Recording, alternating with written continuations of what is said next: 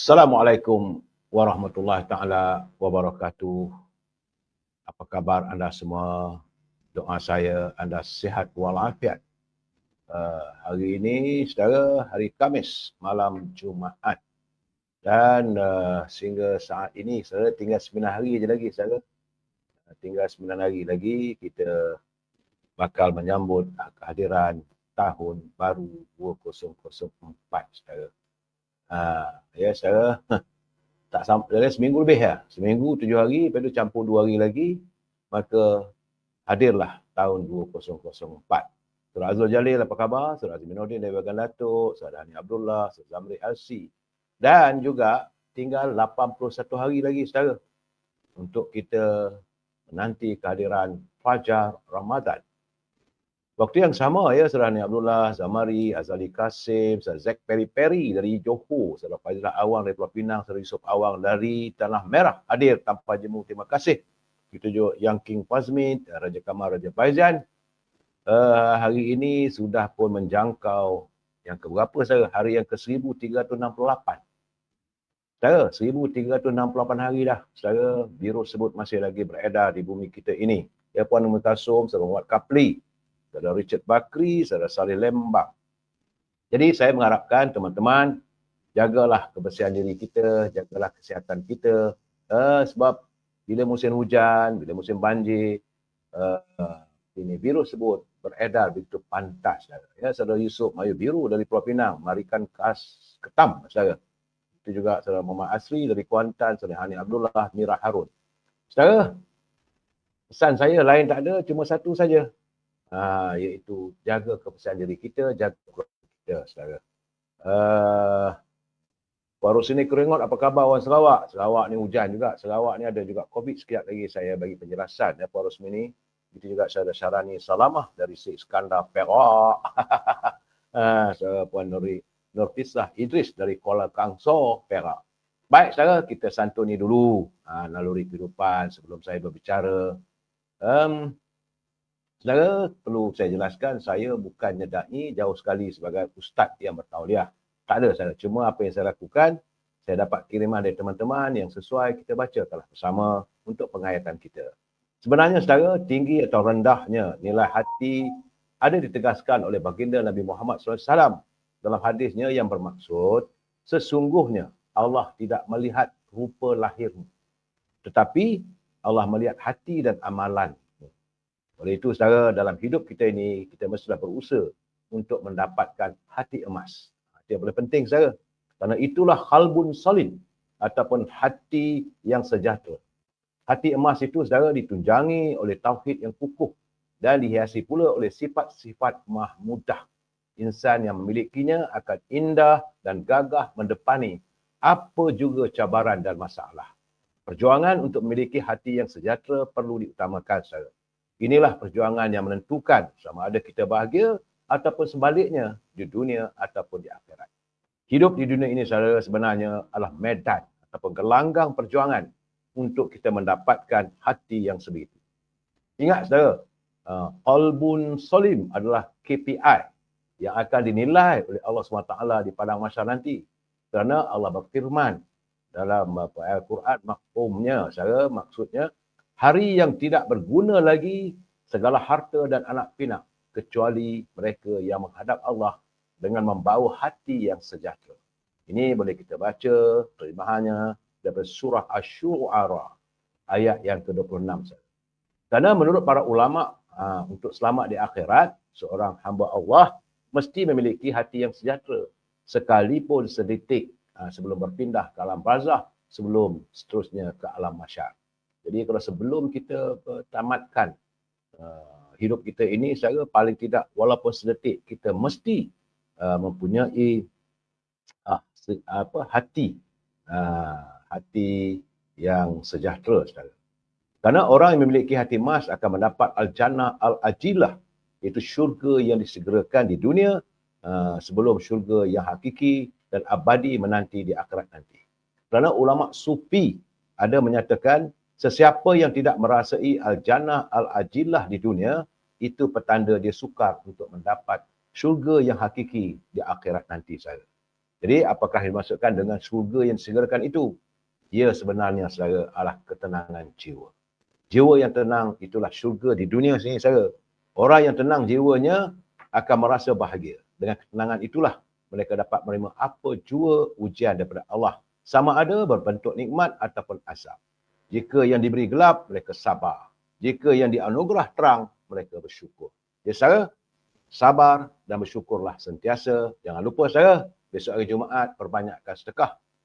Kerana Allah SWT menjanjikan bahawa kalau kamu banyak bersedekah, akan ditambah lagi apa yang kamu miliki, saudara. Baik, saudara. Saudara Azmi Nordin dari Bagan Datuk, Saudara Aziz Abdul Rahman dari Tanjung Karang, Saudara Jaka Linglung. Salam. Saudara Joka, Saudara Syukri Syafi'i, Puan Nur Maria. Saudara, kita santuni pula Mutiara Kata, saudara. Kerana ini kiriman teman-teman kita, saya hanya menyantuni, saya bukanlah pakar sangat, tapi saya tengok ayat ni baik untuk kita perkongsian bersama.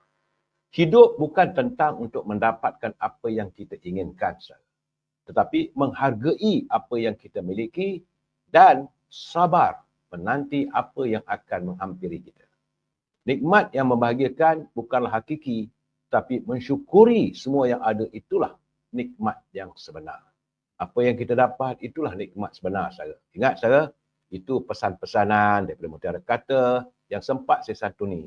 Dan saya tidak akan berhenti untuk sentiasa mengingatkan pimpinan negara, janganlah berbelanja wang negara tanpa had kerana kita bimbang dan khawatir.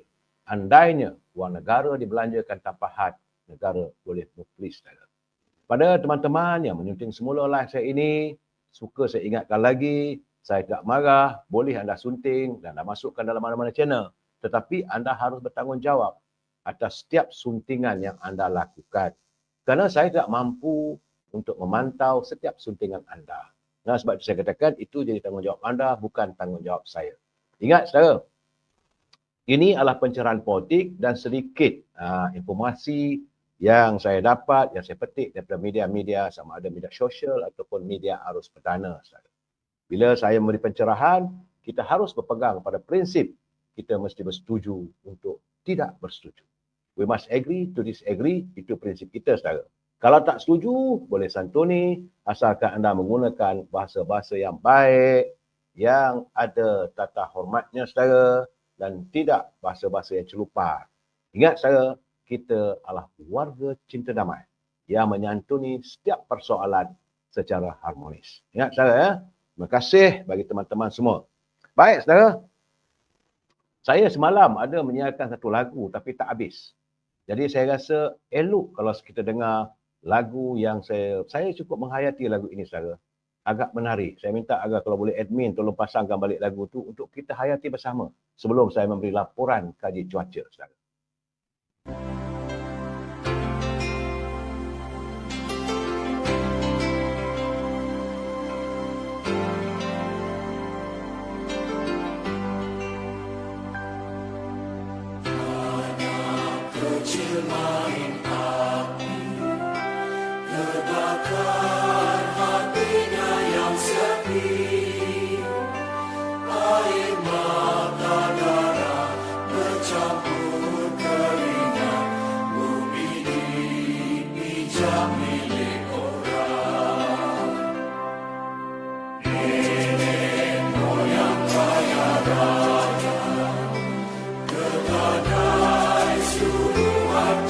Kita pasang lagu, saya minta lagu lain, dia pasangnya lagu warisan. Tak apalah, saudara.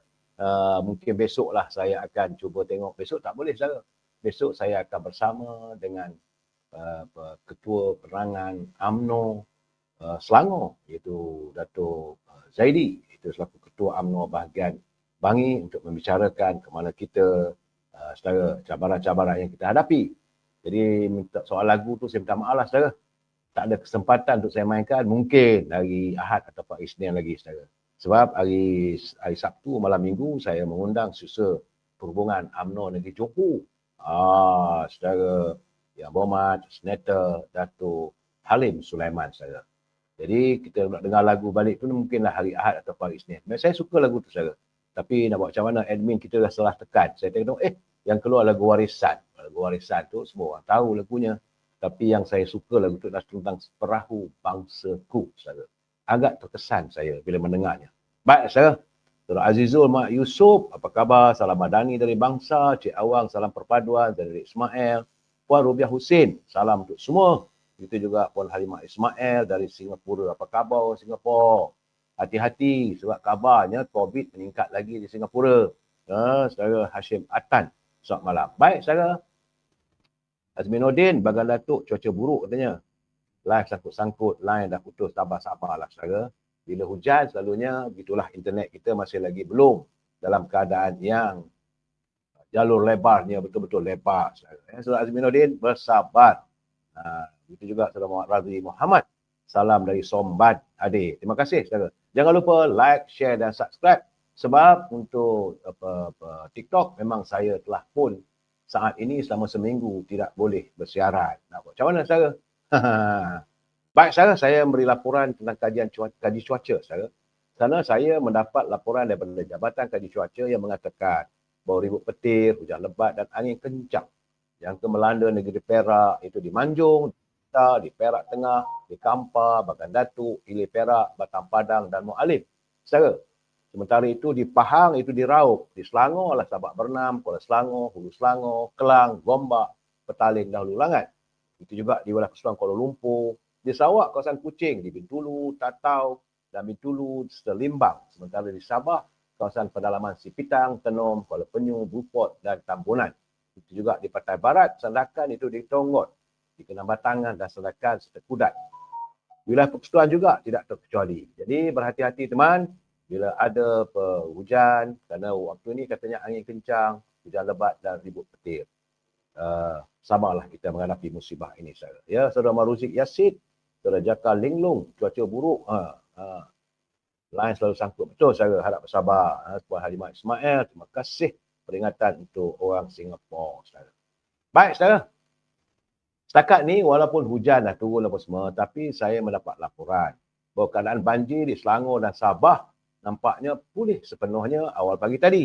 Sementara jumlah mangsa yang ditempatkan di pusat pemulihan sementara di Perak dan Kelantan berkurangan sejak malam tadi. Di Selangor dan Sabah, PPS di kedua-dua negeri yang menempatkan 25 mangsa ditutup petang tadi. Sementara itu di Perak, mangsa banjir ditempatkan di PPS Dewan Serbaguna Padang Tembak Teluk Intan berkurangan kepada 39 orang. Itu setakat jam 9 malam tadi. Jadi, berbanding 64 daripada 17 keluarga semalam. Sekretariat Jabatan JPBN Perak memaklumkan kawasan terjejas banjir masih lagi kekal melibatkan daerah Hilir Perak, membabitkan kawasan Batu 9, Lorong Kedah, Lorong Belakang Klinik, Lorong Sidang Osman, Batu 7, Batu 8, Lorong Imam Khairi dan Lorong Mesir. Ini di Hilir Perak.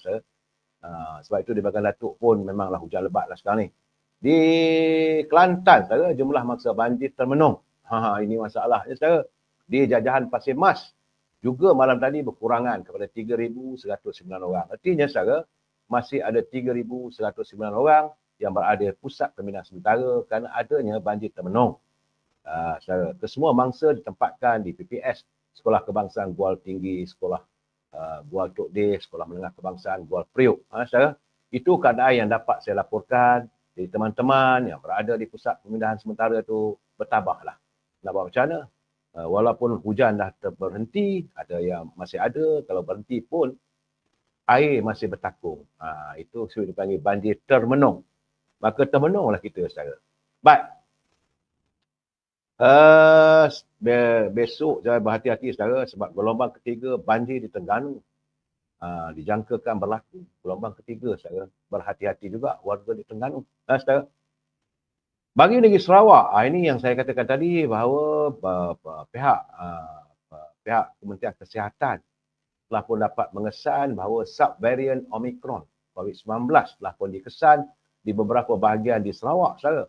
Menurut pengarah Institut Kesihatan dan Perubatan Komuniti Universiti Malaysia Sarawak, UNIMAS, Profesor Dr. David Pereira, katanya pihak mereka telah mengesan kehadiran subvarian Omicron itu selepas meneliti 61 sampel yang diperolehi dari November hingga Disember tahun ini. Jadi, ramai nasihatkan supaya mengambil langkah berjaga-jaga, terutama pada musim perayaan. Beberapa hari lagi, saya ingat Christmas 25 bulan. Hari ini 20, berapa bulan hari ini? Hari 21, lagi 4 hari. Jadi bila kita berkumpul, pastikan melakukan penjarakan sosial. Kerana ini khusus di Sarawak, saudara, apabila subvarian itu telah ditemui, tentulah ia boleh menjangkit dan boleh merebakkan virus tersebut, saudara.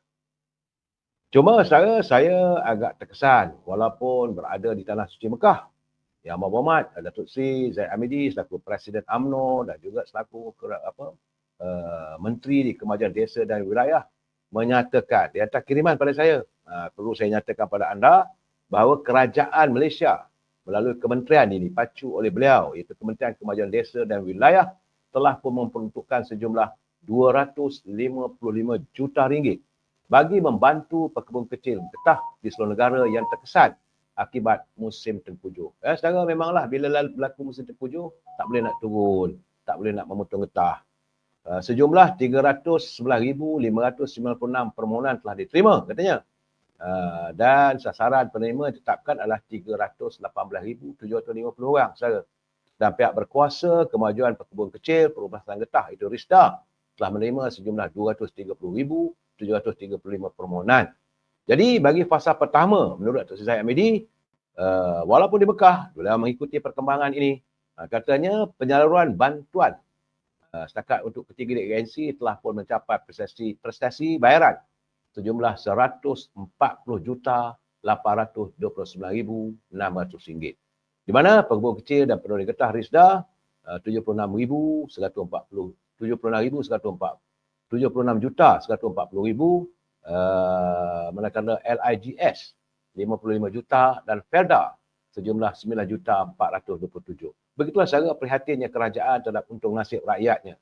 Kerana kerajaan hari ini memang berhasrat sehabis mungkin menangani derita rakyat, saudara.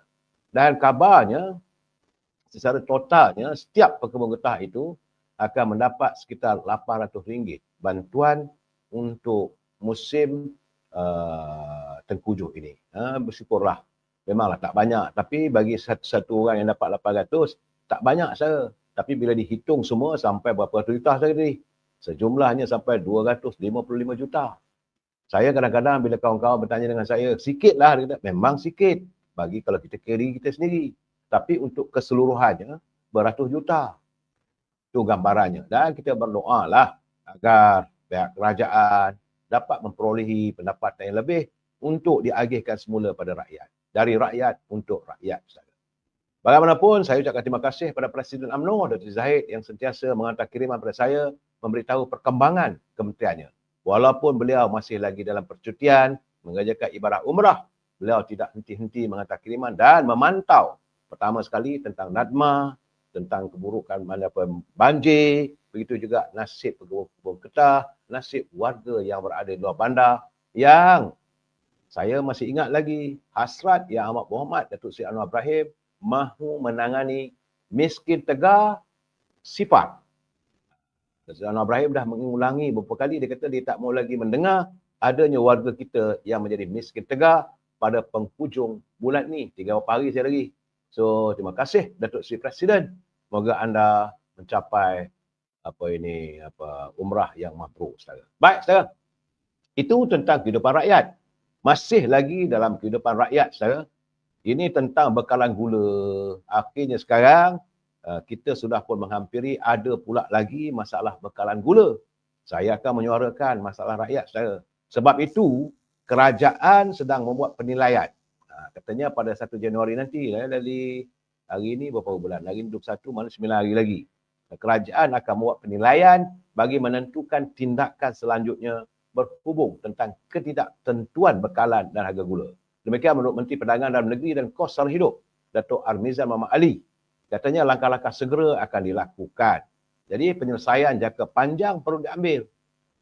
Selepas beberapa tindakan jangka pendek yang dilakukan seperti melonggarkan permit kebenaran import gula mentah yang katanya masih lagi gagal menyelesaikan masalah secara total. Benar saya, sebab banyak pengimport yang mengimport gula mentah itu mereka gunakan untuk kegunaan sendiri. Sebab kita tahulah saudara, untuk mendapatkan AP nak import beras bukan senang, mengimport gula. Jadi sebab itu pihaknya akan mengkaji semula. Saya harap satu saja, bukalah seluas mungkin mana-mana syarikat yang mampu membawa bekalan gula mentah ataupun gula yang telah pun diproses supaya bukanlah menjadikan lambakan di negara kita, tapi rakyat tidak terkesan dengan ketiadaan gula. Itu penting saudara. Kerana katanya sejak ini sebanyak 43 syarikat yang telah pun diberi AP ataupun permit dan kebenaran untuk mengimport sebanyak 557,080 tan metrik gula mentah dengan harga yang dikawal itu serendahnya RM2.85 sekilogram. Tapi sehingga 12 Disember, sumber bekalan gula yang diberjaya dibawa masuk hanya pada kadar 5% dan selebihnya digunakan untuk kegunaan sendiri. Itu kenyataan daripada menterinya. Sebab itu saya katakan buka lagi lah agar pemain-pemain import gula ini dapat. Pertama boleh dapat peluang perniagaan. Yang kedua, kita dapat menyelesaikan masalah bekalan gula tempatan. Dalam keadaan begitu, saya dah bagi warning. Minggu lepas saya dah bagi tahu bahawa negara bakal mengalami bekalan bawang. Ternyata apa yang saya ramalkan terjadi apabila hari ini di Johor, sekitar Johor Bahru, para peniaga di bandar Johor Bahru berdepan dengan kesukaran untuk mendapatkan bekalan bawang, memandangkan bawang import alternatif kepada bawang dari India juga dijual dengan harga yang tinggi. Itu keadaannya saudara. Memang banyak pemain-pemain ataupun mereka yang berniaga makanan, masakan dan sebagainya menggunakan bawang, mereka lebih suka menggunakan bawang dari India. Sebab bawang daripada India tu ada manis, ada rasa saudara. Sedangkan kalau ambil bawang daripada negara China ataupun daripada Pakistan, mungkin tanah-tanihnya tidak begitu sesuai. Jadi sebab itu kalau saudara gunakan bawang daripada China ni, bila anda kopik, dia tak ada gas. Sebab mata kita tak pedih. Tapi kalau bawang dari India tu, kalau kita potong bawang tu kadang-kadang nampak macam menangis. Itu mestinya dia ada gas. Tapi bawang itu tidak boleh dibawa masuk sekarang ni saudara. Kerana kesemua bawang-bawang dari India telah pun dihentikan pengedarannya. Saya dah bagi tahu seminggu lepas. Jadi kesannya saudara, ke para peniaga makanan tak dapat lagi untuk membeli bawang-bawang yang import dari India. Kalau ada pun mungkin baki-bakinya saudara. Walaupun sekarang ni harga bawang daripada China saya difahamkan taklah semahal harga bawang daripada India. Bawang dari Pakistan dijual pada harga RM4.90 sekilo. Tapi bawang daripada India memanglah harganya RM6.90 untuk 1,5 kilogram. Tetapi bila dah tak ada ni, berkali kurangan meningkat lagi melambung-lambung lah. Dan ini juga mengheret harga bawang dari Pakistan dan China juga yang sepatutnya dijual pada harga RM2 1 kilo meningkat. Jika diikutkan bawang dari China masih boleh diperoleh dengan harga RM2 hingga RM3 sekilogram. Berbanding bawang India yang agak mahal, itu RM6 sekilogram. Tetapi bagi orang yang masak, kita makanan, kita suka makan bawang yang diimport daripada India, saudara. Saudara Muhammad Zaidi, memang betul lah saudara, bawang mahal. Saya tidak menafikan, sebab itu saya menyantuni, saya mengharapkan agar persoalan ini dapat diselesaikan sesegera mungkin. Importlah bawang daripada India ataupun Pakistan. Tapi daripada Pakistan dan daripada China. Tapi untuk mendapatkan bawang daripada India memanglah mustahil kerana macam saya katakan minggu lepas, kerajaan India memutuskan untuk tidak mengeksport bawang. Bawang di India saudara boleh mengakibatkan krisis. Krisis bawang kadang-kadang boleh menjatuhkan kerajaan. Itu di India saudara. Itu dia panggil onion crisis satu ketika dulu. So sekarang ni India sedang menghadapi musim pemilihan dan mereka tidak mahu melihat rakyatnya memberontak kerana kecukupan bawang. Itu keadaan. Jadi kita mengharapkan perkara ini akan pulih. Saya ingat tak silap saya dalam bulan Januari, Februari, Mac. Dalam bulan Mac.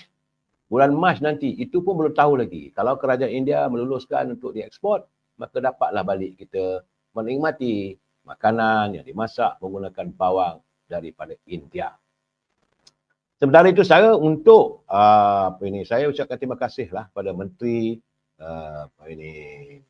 Dalam Negeri dan pengguna saya Amizan yang kata bahawa menurutnya Kementerian Perdagangan Dalam Negeri dan Kos Sara Hidup akan melaksanakan skim harga maksima musim perayaan SHMMP di seluruh negara sempena sambutan Hari Krismas yang akan berkuat puasa bermula 23 hingga 27 Disember. Menurut menterinya Datuk Armizan Muhammad Ali, dia kata tempoh pelaksanaan HIMP selama 5 hari itu terdapat 14 jenis barang yang dikawal melalui Akta Kawalan Harga dan Anti Pencatutan 2011. Dengar baik-baik saudara. Kalau saudara pergi ke kedai bermula 23 bulan hingga 27 Disember, kalau harga barang-barang yang saya sebut tadi, barang-barang runcit tadi naik, anda boleh membuat laporan. Salah. Sebab kerajaan telah pun menetapkan pada harganya. Iaitu pertama sekali untuk daging kambing biri-biri bertulang yang diimport ditetapkan di Semenanjung RM30 sekilo, Sabah dan Sarawak RM32 sekilo. Sementara di wilayah Persekutuan Labuan RM34 sekilo. Itu untuk kambing saudara. Tomato dijual pada harga runcit RM6 sekilo. Di Semenanjung, di Sabah Sarawak RM8, manakala lada benggala hijau. Saudara, untuk di Semenanjung RM14, di Sarawak RM17.50, tapi kawasan Limbang dan Lawas, Sabah serta Lawas dia dan juga Labuan RM18. Saya sebut benda ni saudara untuk anda ambil perhatian. Nanti bila pergi kedai atau pergi ke supermarket, bila beli mereka menaikkan harga itu, boleh anda buat laporan. Ini satu kesalahan. Bagi harga kubis bulat import dari Indonesia dan China yang tidak termasuk kubis dari Beijing, di Semenanjung RM3.50 sekilo, Sarawak RM4, bahagian Limbang dan Lawas RM4.50, Sabah dan Labuan RM3.50 sekilo. Sementara lobak merah di Semenanjung dijual pada harga RM4.50 sekilo, di Sarawak RM5, di Limbang dan Lawas RM6, di Sabah di bahagian pantai barat RM5, pantai timur saudara di Sabah dan Sarawak RM7 dan Labuan RM5. Harga sekilogram saudara. Kemudian manakala cili merah. Cili merah saudara di Semenanjung RM17 sekilo, di Sarawak RM18, kecuali di Limbang dan Lawas itu RM22, Sabah di Pantai Barat RM18, Pantai Timur Sabah Sarawak RM19 dan Labuan RM18 sekilo. Bawang besar import di Semenanjung saudara RM5 sekilogram, di Sarawak RM4.50, kecuali di Limbang dan Lawas RM6.50, di Pantai Barat RM5, Pantai Timur RM5.50 dan Labuan RM5. Bawang kuning besar di Semenanjung RM5 sekilo, di Sarawak RM5.50, Limbang Lawas RM6, saudara. Di Pantai Barat ini RM6, Pantai Timur Sabah RM6.50, Labuan RM6. Harga ayam, ini penting saudara. Bagi ayam tua dikawal di Sarawak pada harga runcit RM8.20 sekilo, kecuali di Limbang dan Lawas RM9 sekilo. Untuk harga kepak ayam di Sarawak RM14.50, tapi di Kapit, Bukit Mabung, Song dan Belaga dijual pada harga RM15 sekilogram. Sementara di Limbang serta Lawas RM15 sekilogram. Itu keadaan saya.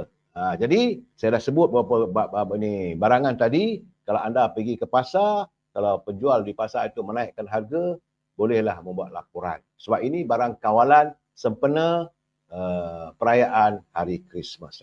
Begitu juga kerajaan berusaha untuk mengurangkan beban rakyat, maka pada 23 bulan dan juga pada 26 Disember. 23 itu sehari, 2 hari sebelum perayaan Krismas, dan 26 itu sehari selepas perayaan Krismas, maka semua tol-tol lebuh raya, pengguna lebuh raya, semua kenderaan akan menikmati pengecualian bayaran tol.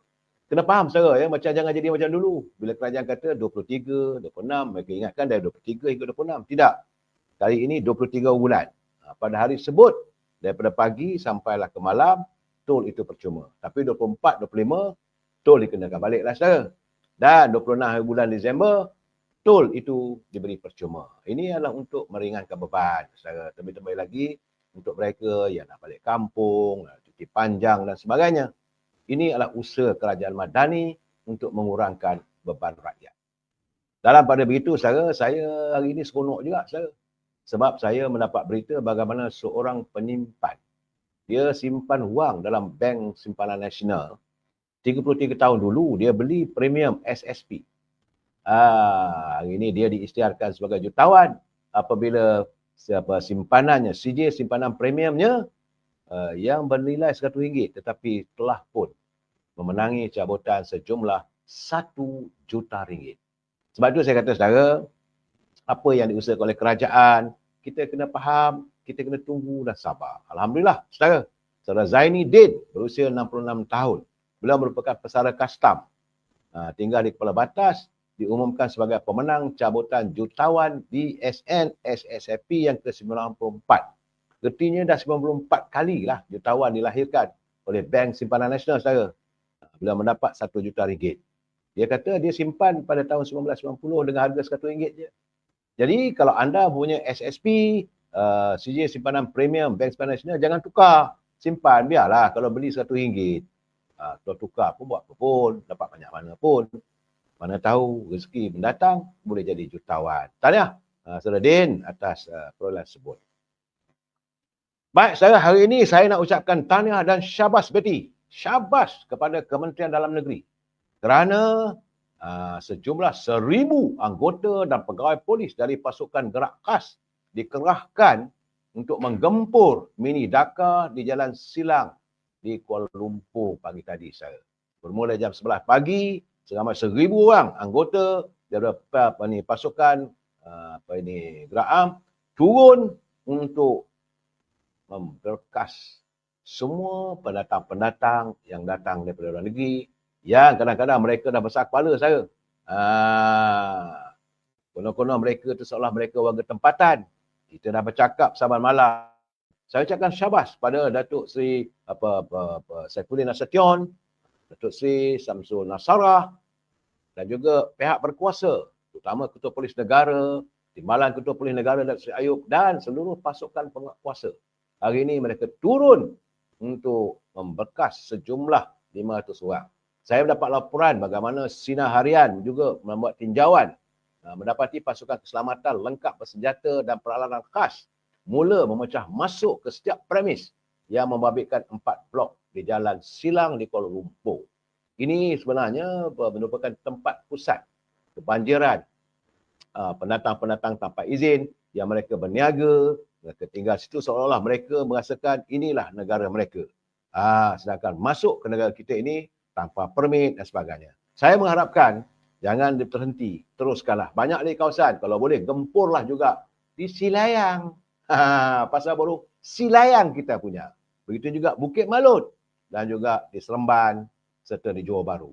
Syabas pasukan PGA kerana melaksanakan tugas yang sekian lama dinantikan oleh warga. Warga kita memang marah sekarang melihat kebejahatan yang dilakukan oleh pendatang tanpa izin. Kadang-kadang mereka berlagak secara kadang-kadang bila tegur sikit, mereka marah. Bila maksud sajalah mereka dah ramai.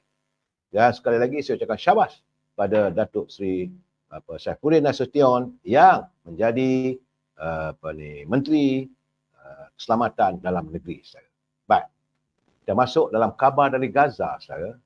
Saya melihat bagaimana hari ini semalam banyak pihak mengucapkan syabas kepada Yang Amat Berhormat Perdana Menteri Datuk Seri Anwar Ibrahim atas ketegasan beliau menutup pintu masuk di semua pelabuhan bagi syarikat perkapalan ZIM yang berpengkalan di Israel. Alhamdulillah, itu tanda kita tidak mahu lagi bersekongkol dengan mereka. Saya dipahamkan terdapat lebih kurang 600 kontena. 600 kontena saya yang 600 ke 6,000 kontena yang tersadai di pelabuhan. Kerana kapal-kapal tak boleh nak mengangkut dan kita pun tak tahu apa yang berada dalam kontena tersebut. Ya, saudara. Jadi keadaan begitu, saya bagaimanapun kita tahu Datuk Seri Anwar Ibrahim diserang oleh pemain-pemain media antarabangsa yang bersekongkol dengan Israel Zionis. Sebab kita pun marah. Saudara. Hari ini lihatlah sendiri kenyataan daripada Benjamin Netanyahu. Semalam bila saya maki dia, saya punya TikTok pun kena potong. Saya apabila dengan angkuh dia mengatakan serah diri atau mati. Angkuhnya kamu. Dia mengingatkan pada warga Palestin, itu terutama pejuang-pejuang Hamas. Bagi dia kata dia akan menghapuskan pejuang Hamas sampai tuntas. Kalau boleh seorang pun tak mau ada pejuang Hamas di bumi Palestin. Itulah keadaan saya mengharapkan agar ini menjadi pengajaran pada kita. Sebab Benjamin Netanyahu dia berikrar Semalam dia kata bahawa dia akan berusaha sebaik dia akan kerahkan anggota tenteranya untuk menghapuskan apa ini tentera-tentera daripada Hamas. Tapi soalnya kalau kamu perang tentera itu hal juga. Tapi kenapa anak-anak kecil, wanita yang mati? Itu keadaannya saudara. Dan kesan daripada itu sekarang ini saya juga melihat bagaimana warga dunia sudah pun menyaksikan negara yang menjadi tenaga penting di belakang Israel itu Amerika sudah mula dipinggirkan oleh komuniti antarabangsa apabila mereka melihat bagaimana kekejaman Zionis melakukan serangan di bumi Gaza. Apa yang berlaku kita lihat kedudukan Amerika Syarikat sebagai adik kuasa dunia. Ia telah pun dipinggirkan di peringkat Pertubuhan Bangsa-Bangsa Bersatu apabila diadakan undian 153 negara yang hadir di Perhimpunan Agung PBB mengundi untuk menguatkuasakan gencatan senjata di Gaza. Yang ada cuma 10 negara sahaja saudara yang bersama dengan Amerika yang kebanyakannya negara-negara kepulauan yang tidak ada kuasa sebenar dalam geopolitik dunia. Itu gambarannya sekarang. Sebab ini membayangkan. Tapi bagaimanapun hari ini saya dipahamkan bahawa pihak Amerika masih lagi berdolak dalik dan tidak mahu meluluskan resolusi gencatan senjata di bumi Arab. Itu keadaan saya. Jadi bagaimanapun saya, kita merasakan apabila sebanyak negara-negara luar masih lagi menekankan sekarang. Seperti kalau tengok result tu, in favor 120. Yang tak bersetuju cuma 14 saja. Adalah harapan tinggi bahawa Israel dan Hamas nampak gayanya akan menuju pada gencatan senjata fasa kedua. Mudah-mudahanlah saudara. Lama sangatlah. Sebab sekarang ni kita dah masuk fasa berakhirnya tahun 2023. Tahun 2023 ini akan tercatat dalam sejarah merupakan tahun yang paling banyak kematian orang awam, anak-anak kecil, wanita dan kita melihat kekejaman sama manusia dilakukan. Bagi menutup tirai tahun 2023 ini, rakyat dan dunia tidak akan melupakan keganasan yang dilakukan oleh tentera Zionis. Itulah keadaannya saudara. Baik, kembali pada negara kita. Hari ini Yang Muhammad dan Syed Ibrahim dia hadir di pelancaran Hari Buku di Universiti Pendidikan Sultan Idris di Tanjung Malim. Saya melihat bagaimana seriusnya Yang Awak Perdana Menteri mahukan warganya supaya berilmu. Kerana kata Datuk Seri Anwar Ibrahim, mereka yang jahil, yang dangkal ilmu akan mudah untuk dihasut. Kejahilan atau kedangkalan ilmu terutama dalam kalangan generasi muda memungkinkan mereka dihasut dengan mudah oleh pihak-pihak tertentu. Demikian menurut kenyataan Yang Amat Perdana Menteri. Jadi katanya ilmu yang terhad pada individu itu akan membuatkan mereka menerima apa sahaja pandangan yang dibawa oleh pihak-pihak tertentu. Seterusnya, mereka akan terperangkap dalam pemikiran yang jumud. Inilah yang dikhawatiri oleh Perdana Menteri pada generasi anak muda apabila mereka dengan mudah terperangkap kalau tidak ada ilmu. Sebab itu dia kata, bila ilmu kita sedikit, orang kata kalau kita tak buat itu, kita masuk neraka.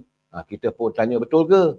Kerana ilmu kita terlalu dangkal, kita pun tak mahu menyoal dan tak berani nak bertanya, akhirnya kita terperangkap dalam pemikiran yang kolot, yang jumud serta menghukum orang lain secara sembrono. Itu katanya dalam masa dia berucap dalam musim anugerah buku negara di Universiti Pendidikan Sultan Idris di Tanjung Malim. Pelancaran tersebut dihadiri lebih kurang 5,000 mahasiswa UPSI dan beliau juga mengadakan sesi seperti biasalah bila pergi ke pusat pengajian tinggi, beliau mengadakan temu anwar, iaitu beliau bertemu secara peribadi dengan setiap warga siswazah, memberi peluang mereka untuk bertanyalah apa saja. Sebab itu dia menekankan berkali-kali, katanya yang paling penting sekarang ini buku perlulah dibaca, ditelaah. Sebab sekarang ini dalam musim dunia tanpa sepadan, musim digital, ilmu-ilmu kadang-kadang dipendekkan hanya untuk membaca 2-3 minit saja dalam digital sedangkan tidak dapat dihadamkan.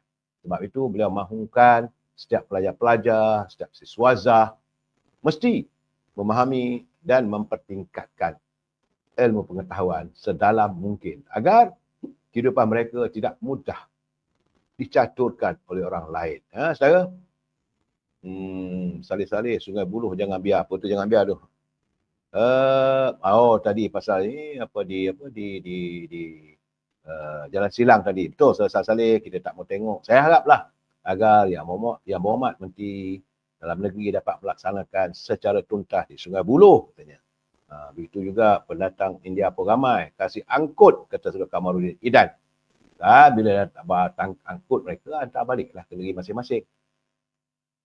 Okey, saudara, itu yang berlaku. Tapi saya melihat ini segmen apa punya mengarut ni saya pun tak faham. Bila orang menuduh itu dan ini, saya lihat, saudara, bagaimana. Saya cakap terus terang. Cikgu Bat ni, dia dulu adalah ahli anggota Parti Keadilan.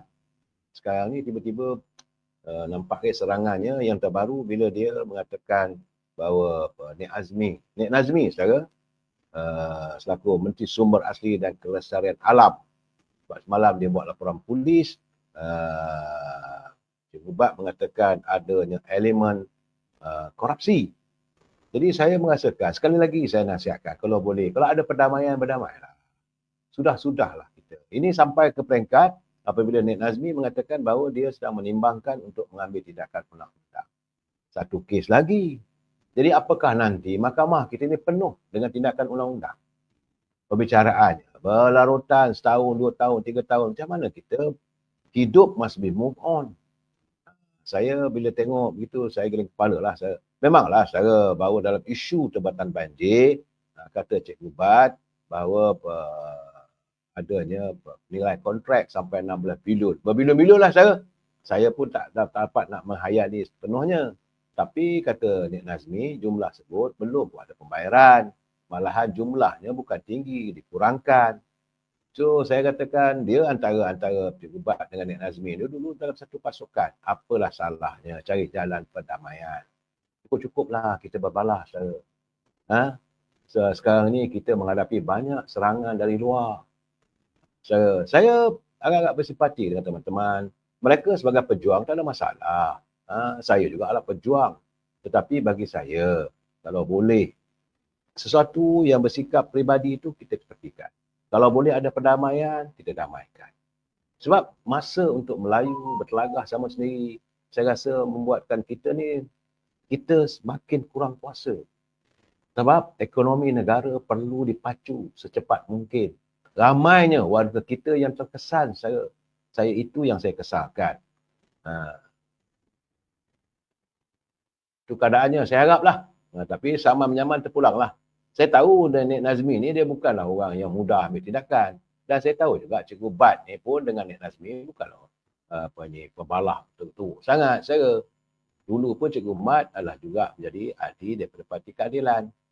Macam juga dalam UMNO ni, saudara, mereka yang terkeluar daripada UMNO, cukup-cukuplah, tak payah nak pakai hamon. Takkan berakhir dengan saman menyaman. Ini yang saya tak suka. Sebab itu saya memegang prinsip ataupun amalan yang selalu dikatakan oleh Datuk Seri Presiden, Datuk Seri Zahmidi. Dia kata, Mal, kena ingat, dia kata, kita harus berlapang dada. Biar orang buat kita, jangan kita buat orang. Sebab itu saya nampak macam-macam tuduhan mereka lakukan terhadap Presiden saya, Presiden UMNO, bila tidak pun nak ambil tindakan undang-undang. Biarkanlah, dia kata, sebab dia menambah pahala untuk kita. Dan saya 2 minggu lepas saya ada buat bicara dengan beliau secara peribadi. Beliau membuat perbandingan bagaimana dia kata kita ni seharusnya kita menyantuni dan kasihkan Nabi Muhammad. Sepatutnya kita ikutlah sunnah atau ajarannya. Baginda Rasulullah kena serang macam-macam, dia kata.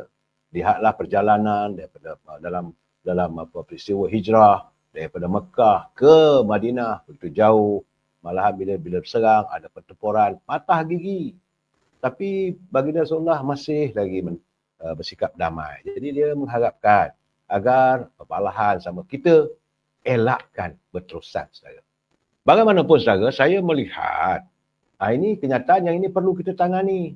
Kerana bagaimana kenyataan daripada Datuk Saiful Hazizi Zainul Abidin itu selaku Ketua Perangan UMNO Kedah.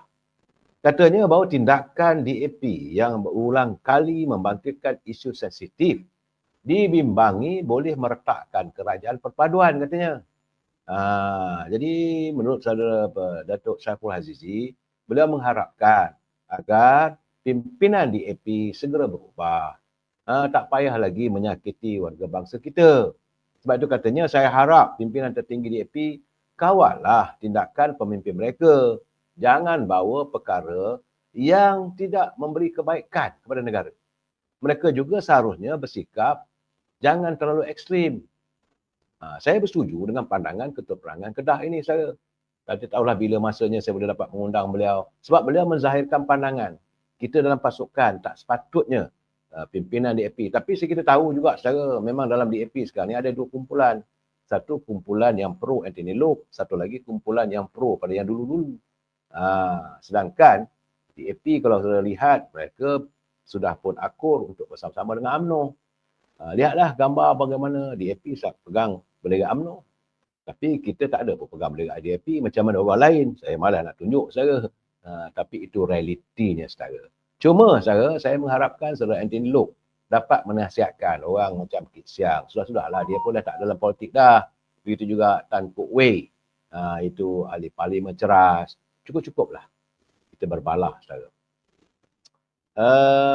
Sebab kena ingat, sebagaimana waktu kita nak membentuk kerajaan perpaduan, Dr. Sri Zahid Hamidi, bahawa antara sebabnya kenapa kita bersama dengan kerajaan perpaduan apabila DAP bersetuju kita tidak menyanggah 5 prinsip. Prinsip Raja-Raja Melayu, prinsip agama Islam, agama persekutuan, prinsip hak keistimewaan orang-orang Melayu, hak bahasa-bahasa kebangsaan bahasa Melayu. Secara ini yang diperjuangkan oleh UMNO dan mereka akur. Jadi dalam keadaan mereka akur, tak payah disentuh lagi lah. Jadi sepatutnya keadaan ini janganlah berterusan. Sebab itu saya bersetuju juga pandangan daripada saudara Ahli Majlis Tinggi UMNO, Datuk Wak Zakasi. Bila mereka menuduh kononnya bahawa UMNO ni dijadikan sebagai alas kaki DAP. Ini tak betul saudara.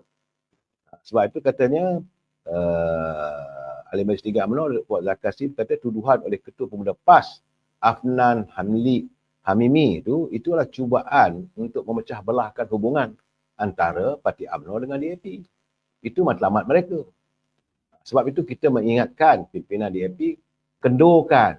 Cukup-cukuplah katanya. Jadi sebarang kenyataan yang dikemukakan oleh pemimpin atau ahli DAP yang kontroversi akan dieksploitasi oleh PAS. Ada kalanya bersifat peribadi dan hanya berupa cadangan. Jadi belum pasti dilaksanakan kerana perlu disetujui oleh Kabinet. Dan menurut Datuk Fuad Zakasi, dia kata UMNO tidak akan bersetuju jika ia tidak sesuai dengan dasar perjuangan parti. Bagaimana sekarang ni saudara? Ada hikmahnya juga. Betul juga kata pandangan Datuk Fuad Zakasi. Ada hikmahnya. Apabila kerajaan hari ini ternyata bahawa kita bukan penjilat. Kita bukan orang yang akur apa saja kenyataan daripada DAP. Kalau ada kenyataan-kenyataan yang menyentuh soal kepentingan bangsa, kita akan songsong. Sebab itu saudara, bila saya ingin menjelaskan, bila UMNO dituduh, kononnya lari dari asas perjuangan. Jadi persoalan yang benar ke saya? Benar ke UMNO lari dari asas perjuangan? Dan saya rasa sehingga saat ini, UMNO masih berpegang pada perlembagaannya. UMNO yang kukuh, tuntas memperjuangkan tuntutan bangsa. UMNO tetap akan mempertahankan agama Islam sebagai agama persekutuan. Tentang mana kata UMNO lari dalam dasarnya? UMNO masih terus menyemarakkan perjuangan bangsanya mempertahankan kedaulatan institusi istana, raja sebagai payung mahkota yang didaulatkan dengan semangat perjanjian sebagaimana yang tercatat antara Demang Lebar Daun dan Sang Sapeba di Bukit Siguntang saudara.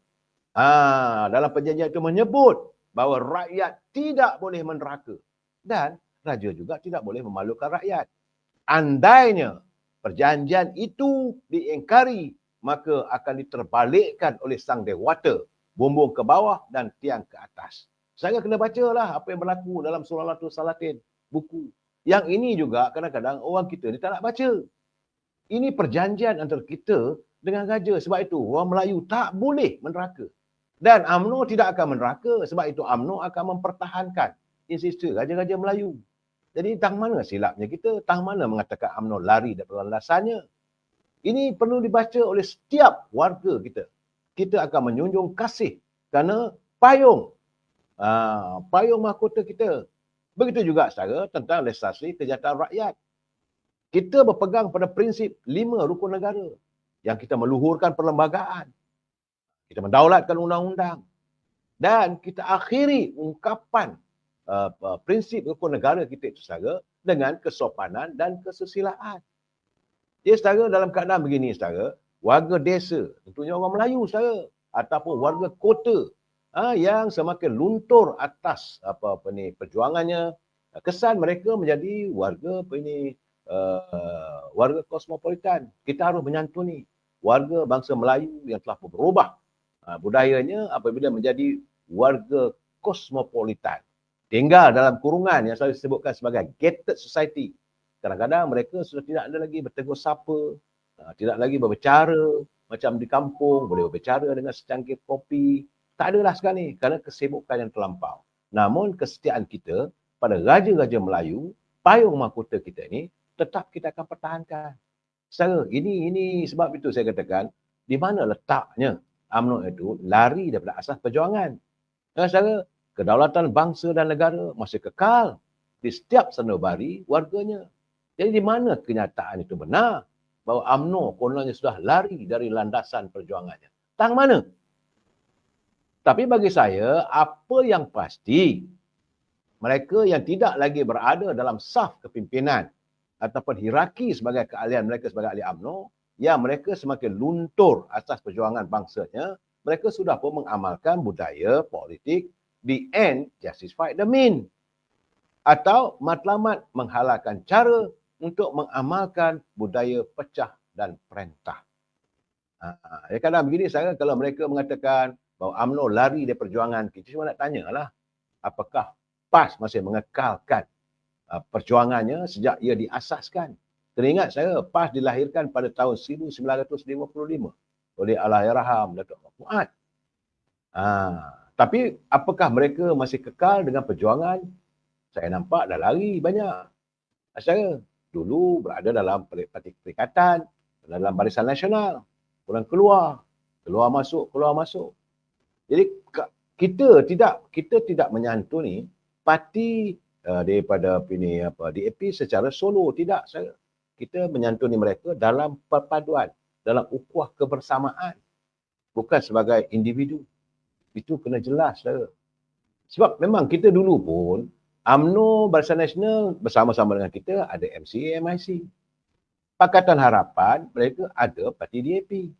Tapi jangan lupa saya, Perikatan Nasional yang hari ini PAS begitu hebatlah berada Perikatan Nasional bersama dengan parti Peribumi. Mereka ada pula gerakan. Jadi kadang-kadang begini, kenapa harus UMNO yang dituduh lari daripada asas perjuangan? Apakah mereka tidak lari daripada asas perjuangan? Ini yang saya sekadar ingin bertanya saja. Sebab itu sekarang ni saudara, kita perlu move on. Jadi dalam keadaan sekarang ini kepada parti DAP pun saya nak berpesan. We have to move on. Jangan harus kita adanya mewujud sebarang sengketa ataupun keadaan yang melampau. Cukup-cukuplah. Saya harap bahawa pimpinan DAP kalau Anthony Loke tegur rakyat pimpinannya, cukup-cukuplah kita membakar dan hati perasaan warga bangsa Melayu Bumi Putra. Jangan sesekali menyinggung hati orang Melayu. Orang Melayu ni saudara teramat mulia budinya. Tapi kalau mereka menyantuni dengan baik, pasti akan dibalas. Memang menjadi budaya orang Melayu. Kalau orang datang ke rumah kita, paling tidak pun kita akan menyediakan secangkir kopi untuk mereka. Kalau mereka tak minum, terasa hati saja. Mulianya sifat orang Melayu. Kalau lalu di jambatan yang sempit, kalau mereka di belakang, kita akan bagi mereka laluan. Sehingga terciptanya peribahasa mengatakan, dagang lalu, nasi ditanakkan, kera di hutan disusukan, anak di rumah mati kelaparan. Sebab itu mulianya sifat orang Melayu kepada mereka. Kita tak maulah menggelar pendatang dan sebagainya, saudara. Tetapi Begitulah kita menyantuni. Kita tahu kalau mereka tahu menyantuni kita, kita akan melayan mereka dengan baik. Orang Melayu ni pula adalah tanah apa ini Tomah Dinahnya. Kalau anda bertandang ke rumah orang Melayu, ini saya beritahu pada saudara nanti ni, lo pesan pada warga anda. Kalau bertandang ke rumah Melayu, jangan lupa buka kasut. Jangan masuk rumah Melayu dengan berkasut. Sebab itu budaya kita. Kalau masuk rumah kita dengan berkasut, kita menganggap itu tidak sopan, tidak beradab. Itu boleh mendatangkan amarah. Jadi apa salahnya? Bukalah kasut tu. Kita tak suruh buka stokin. Buka kasut, duduk dengan baik. Pasti akan mendapat hidangan paling tidak pun secangkir kopi. Orang Melayu ni, bila kita makan, ada tetamu datang. Makan. Sebab kita akan memuliakan tetamu. Tapi ada pantang larangnya.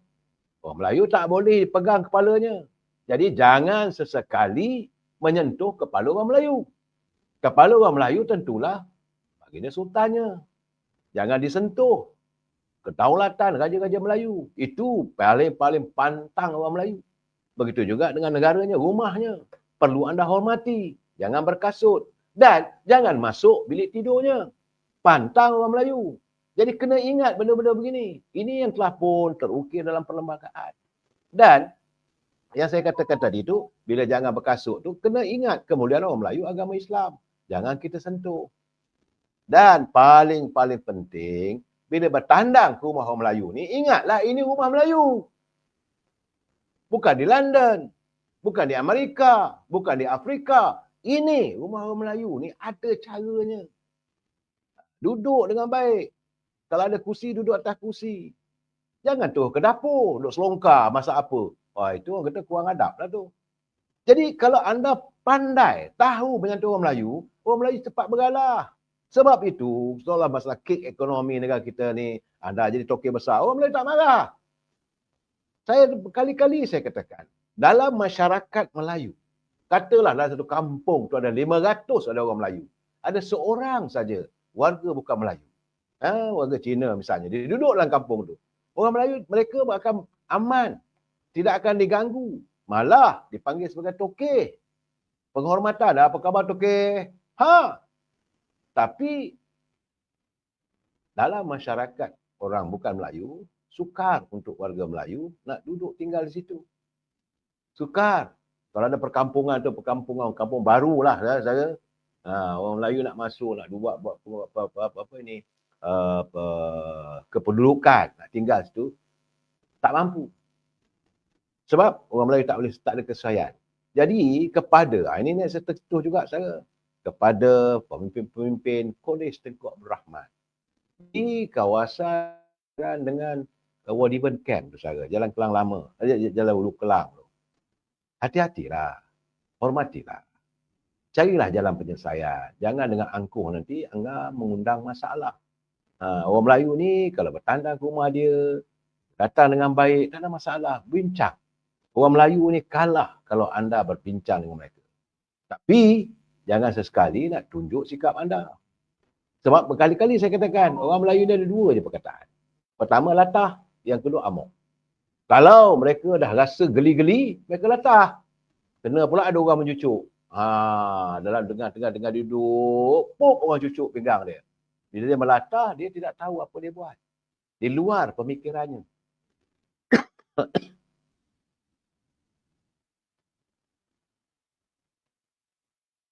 Dia akan bertindak tanpa sedar.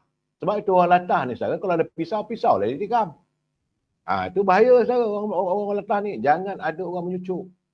Apa ada di tangan, kadang-kadang. Kalau suruh melari, dia melari. Kalau suruh menangis, dia menangis. Sebab orang Melayu ni mudah latah. Dan paling penting, orang Melayu, apabila adanya perkataan yang bahasa Inggeris pun tak ada, itu amok. Kalau disentuh maruahnya, kalau disentuh raja-rajanya, kalau dilihat bahawa negara ni akan tergadai dan sebagainya, dia akan mengamuk. Jadi santuni persoalan ini. Duduklah. Sebab itu saudara, selalu saya katakan, dalam perjanjian kontrak sosial, kemudian ada juga wasiat, 7 wasiat Raja-Raja Melayu. Hormatilah. Saya juga ingin mengingatkan pimpinan Melayu. Hormati dan laksanakan Apa yang tercatat dalam 7 wasiat orang Melayu? Raja-raja Melayu. Raja-raja Melayu mengatakan, aku tinggalkan pada kamu tanah ini sebagai tanah reserve Melayu. Kamu jaga. Kalau nak ambil, kena ganti. Itu ada termaktub dalam 7 wasiat raja-raja Melayu. Tapi jangan lupa, baginda raja-raja Melayu terdahulu, mereka menyediakan askar Melayu. Jadi warga bangsa Melayu ni indah. Mereka berbudi bahasa, tahu melayan. Sebab itu peribahasa Melayu mengatakan, orang berbudi, kita berbahasa. Orang memberi, kita merasa. Jadi saya mengharapkan Saudara Anthony Loke dan teman-temannya, anak-anak buahnya, santunilah warga bangsa Melayu ini sebaik mungkin. Jangan biarkan hati mereka dirobek. Jangan dibiarkan mereka terasa bahawa diri mereka terancam. Layari kehidupan di bumi yang bertuah ini. Negara makmur, sama-sama hidup, tak ada masalah. Malahan kita pun bukannya nak hidup lama, bukan nak menukar langit. Orang Melayu ni, dia paksinya agama Islam. Agama Islam sentiasa menyantuni sama ada sama agama ataupun orang bukan agama.